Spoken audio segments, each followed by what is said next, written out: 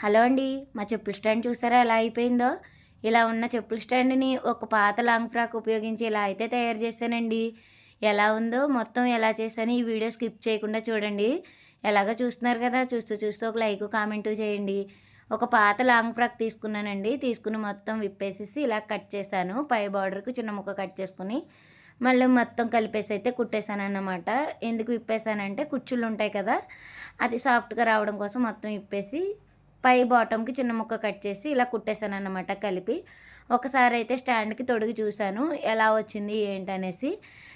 కరెక్ట్‌గా బా front, back కరెక్ట్‌గా సరిపోయిన తర్వాత బాటమ్ కూడా పైన కుట్టేసానండి. పైన కుట్టిన క్లిప్ అయితే మిస్ అయిందన్నమాట. కుట్టేసిన తర్వాత పాత కవర్‌కు ఉన్న జిప్స్ అయితే తీసి దీనికి ఇలాగ అటాచ్ చేసి కుట్టేసాను. కుట్టేసిన తర్వాత జిప్ మధ్యలోంచి కట్ చేసేసానండి క్లాత్. ఇలాగైతే ఫైనల్‌గా అయితే ఇలా వచ్చిందన్నమాట.